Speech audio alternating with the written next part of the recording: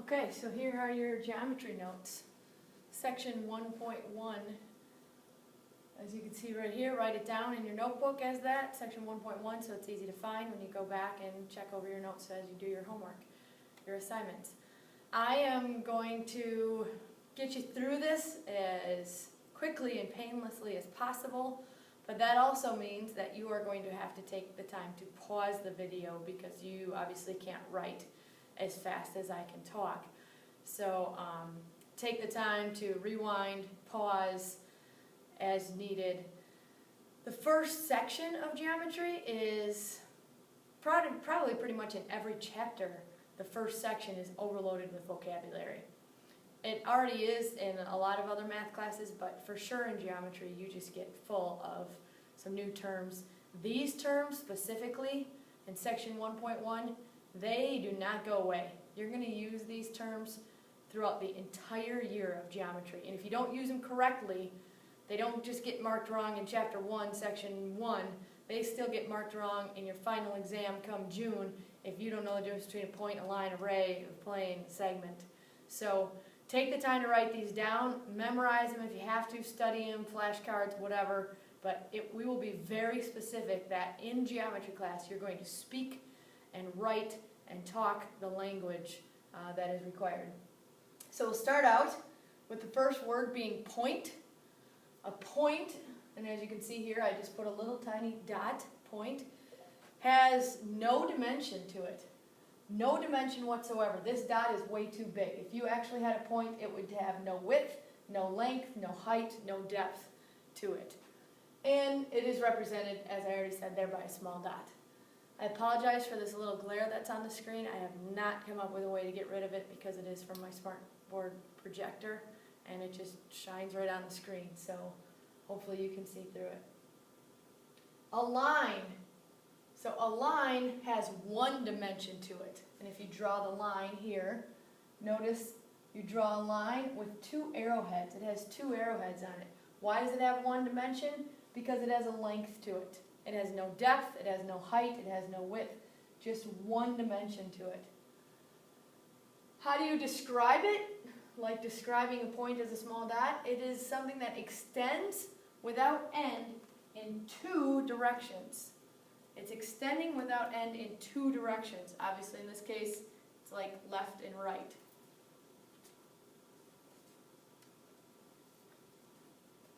Next up, and you're going to see a similarity between the next vocabulary words. A segment.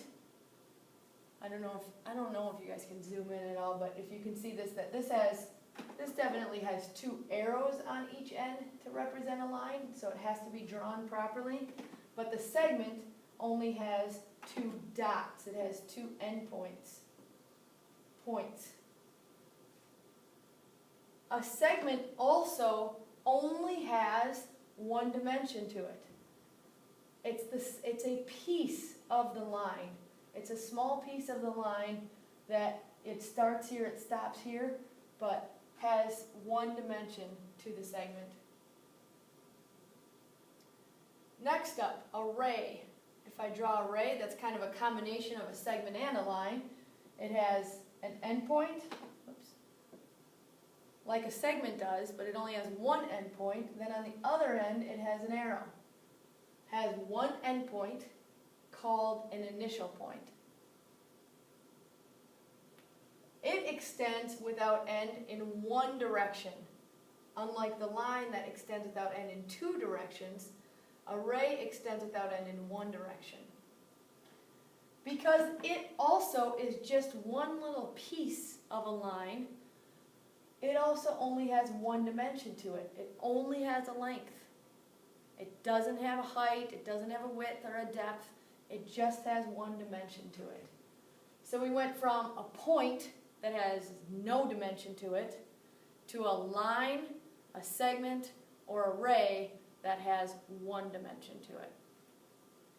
Got to know the difference between the three.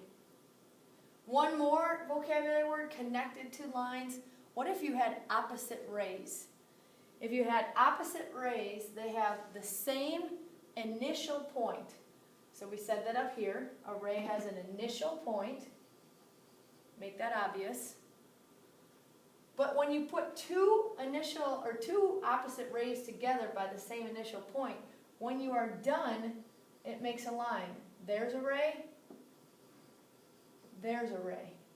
Two rays going in opposite directions with the same initial point.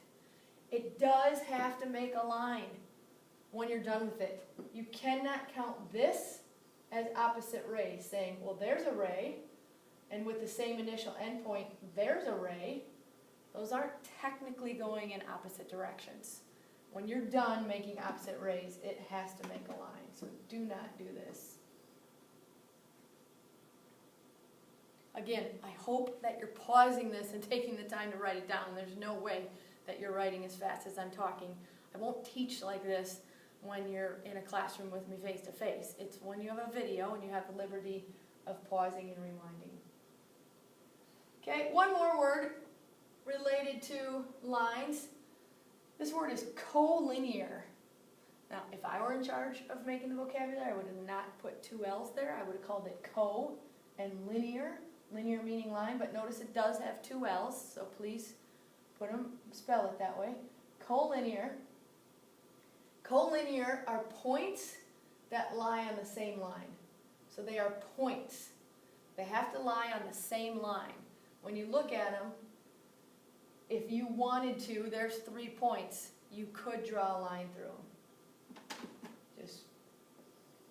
If they're collinear, one line fits through all 3 points, or 4 points, or 5 points, or 7 points, or 100 points, or an infinite amount of points. Those are collinear. Oops. If you picked any 2 points, any 2 points, I don't care if they're point A and point Z, if they're point Reedsburg on a map and point Minneapolis on a map, if you pick those 2 points, you can make a line through them. Any 2 points are collinear. If I used the tips of my markers as points, no matter where I put them, anywhere, I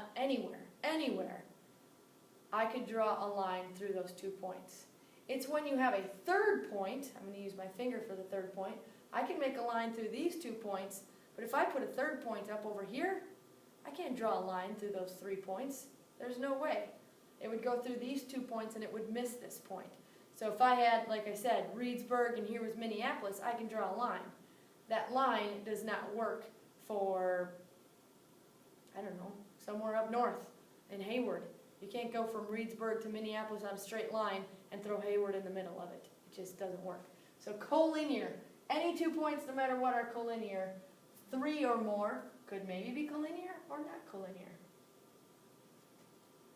So that wraps up everything that has either 0 dimensions or 1 dimension. Now we're going to go 2 dimensions. A plane, not an airplane, a geometric plane. Spelled the same as an airplane, P-L-A-N-E. A plane has 2 dimensions. It's going to have a length and a width. No height to it. 2 dimensions. It extends without end in all directions. It can go left, like north, south, east, west, all around northeast, southeast, northwest. It basically looks like a tabletop. So when you draw it, you don't draw a perfect rectangle, you draw more like a parallelogram. You're trying to show it in 3 dimensions. This piece of paper right here, that's a plane. Here's what it looks like when it's just straight. That's a plane. But if you draw it like this, you can see there is only 2 dimensions to it. It can go on forever lengthwise, it can go on forever widthwise, but there is no height to it. It doesn't take up any space going this way. You can't draw arrows on a plane to show that it goes on forever like you can on a line, but you must know in your vocabulary that extends without end. Planes will never stop.